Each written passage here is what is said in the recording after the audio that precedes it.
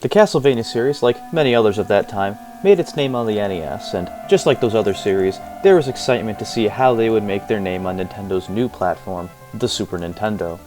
Franchises like Mario and Final Fantasy were already wowing audiences with not only the gameplay, but especially with how they looked. We're all very shallow people on the inside in reality. In all seriousness though, the jump from the 8-bit NES to the 16-bit Super Nintendo and Sega Genesis, I'm sorry TurboGrafx, was pretty mind-blowing at the time, and seeing these characters in much higher quality was really amazing for gamers back then, with those looks only improving as the console generation continued into the 90s. Castlevania would make an early jump to the 16-bit era with Super Castlevania IV in December of 1991, just 4 months after the Super Nintendo was released in North America. How well does the 16-bit transition hold up? Let's find out. Super Castlevania IV would be the first game without series creator Hitoshi Akamatsu. Instead, designer Masahiro Ueno would be in charge of directing the next Castlevania game. He decided that for this game, the team would try and reproduce the feeling that the original Castlevania gave to people. He also specifically stated in multiple interviews that while he didn't mind the RPG elements of Simon's Quest, he wanted this to be a pure action game. He also said that he wanted to improve on certain design aspects from the first game, and those changes will be touched on shortly. Ueno would work on other projects in his time with Konami, such as Contra 3 The Alien Wars, Axelay, and the Lethal Enforcer series, so he had his mark all over Konami's franchises during the 90s.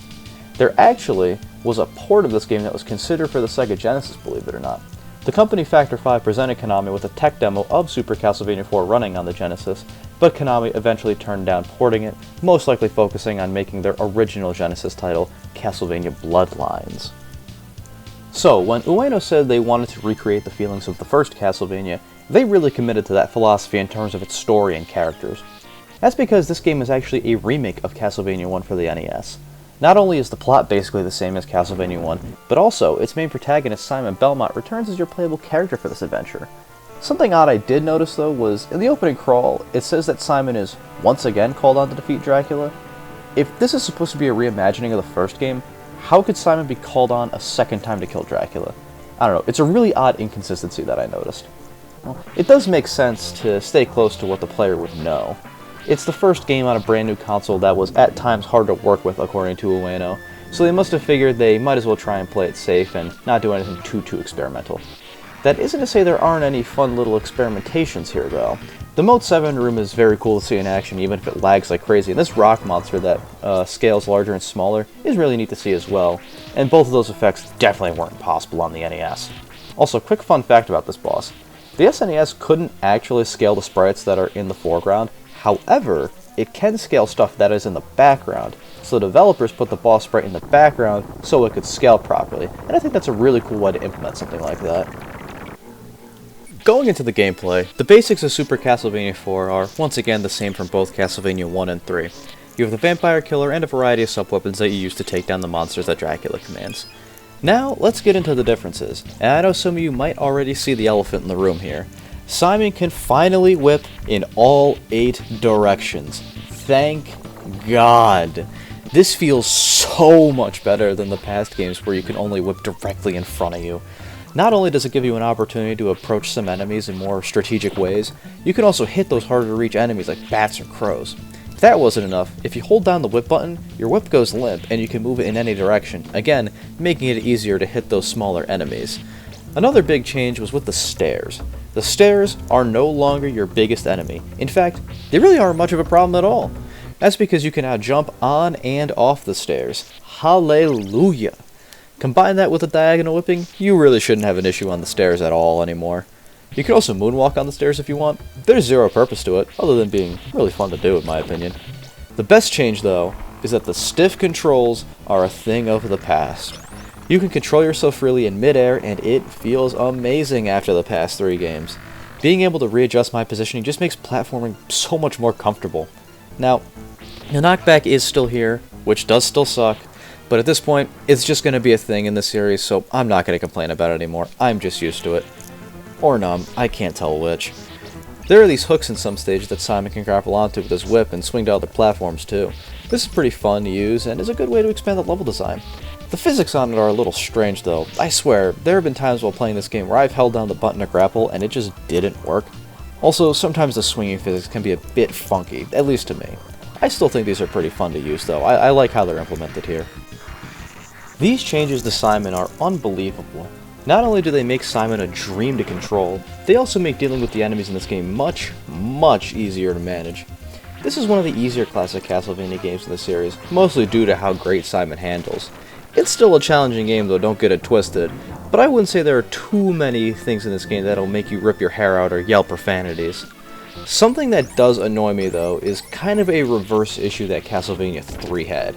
In that game, I said as you go deeper, enemies that didn't hit hard before hit much harder. That doesn't happen here, thank God. However, as you go further along, basic enemies will take a hit or two longer to kill. I didn't notice it until like right here, when I died to the skeleton that normally does die in one hit, but it starts to 2 hits now to kill it? I don't understand this. I mean, this is better than what Castlevania 3 did for sure, but it's still really annoying nonetheless. I still don't understand it. It's the same enemy. Why does it have to take an extra hit or 2 to kill? I don't know, whatever. The bosses are pretty solid in this game. As usual, you have your classics like the mummies and Frankenstein, but we get some new bosses here too. You have the skeleton on a horse, the rock dude from earlier, this bat that's made of gold, I kinda hate this asshole too, I'm not gonna lie, and this really large knight that are all pretty fun fights. I will call out some that I don't like though. The rock dude, every time you hit him, the screen flashes, which kind of irritates my eyes. And now that I think about it, more than a few bosses have the strobing effect, like that bat asshole. Maybe I don't like that guy so much. Anyway, strobing effect, don't really like it, I think it sucks. And it's gotta be even worse for someone who's actually epileptic too. The ghost couple, Paula Abgul and Fred Askaire, that's actually a pretty good bit, I like that, but I swear, they have a much larger hitbox than they actually should. Maybe I'm hallucinating it, maybe I'm just really bad at positioning Simon, but it seems off. Then, at the end of the game, you fight Slogra, Gaiban, and Death back to back to back, which is not fun, even though they give you a good amount of healing items. Slogra is the real annoying bastard though. He has such a huge hitbox, and he attacks so fast that you can get mauled by him if you aren't careful. He'll probably be the boss that'll give you the most issues if I had to guess, but thankfully he is only the worst, and it's at the end of the game, so it kinda makes sense why he's like that. I touched on the graphics before, but let me go a little more in depth here, and I mean just look at it. It's a great looking SNES game. It's a little surprising if you ask me. Most games released early in a console's lifecycle usually look alright, but are eventually surpassed by games released later. Here though, I still think it holds up pretty well. Even though the game looks really good, it can only handle so much because if there's a decent bit of action going on, the game lags a ton. I mentioned the Mode 7 room already, and that's the biggest example to me. However, other areas like the Stage 3 boss fight also lag pretty bad too. The stages themselves look nice overall though. You don't get any new crazy locations, but there are some I enjoy, like the ballroom and the treasure chamber. I think they're pretty visually interesting, especially the treasure chamber. I love seeing the little gold sprinkles around, it's really cool. I do want to mention though that I think all the levels work, except for Stage 8. This to me is the worst level in the game. With all these death spikes and these little eyeball douchebags that should be taken down in one hit but aren't, it makes me thankful every day that Knockback was a concept left in the past. The music is, once again, really good. I know, I sound like a broken record, but what can I say? There really aren't any bad Castlevania soundtracks, at least none that I'm aware of. What I am about to say might be a little controversial though. I don't think this is one of the best the series has to offer. It's great, don't get me wrong, but I don't find myself actively listening to it compared to some other games in the series. There are a lot of slower songs here, which do a really great job at creating a more foreboding and mysterious atmosphere, but that isn't really my favorite type of Castlevania song. I like stuff that gets my blood pumping, and that does show up here. The theme of Simon Belmont and the Bloody Tears remix both do great jobs at getting that going. My favorite musical moment in this whole game, though, is the final encounter with Dracula. The boss track is already pretty good, and then once Dracula gets to around a quarter of his health left, Simon's theme kicks in, and it's such a badass moment to me. It gets me so excited to beat Dracula again. Well, since we're talking about him, his fight really isn't the worst Dracula fight in the world. Those fireballs he spawns, though, can be a real nuisance, though, if you aren't careful, since they fall towards you once you hit them, and I never seem to really get used to that, so be careful. Once Dracula is defeated, though, as is tradition, you watch the castle crumble, ending your adventure. Super Castlevania IV has gone down as one of the best installments in the franchise, and many fans' personal favorites in the series. From its much improved visuals and sounds to its great changes in gameplay, the game has been universally praised from both fans of the series and gamers as a whole.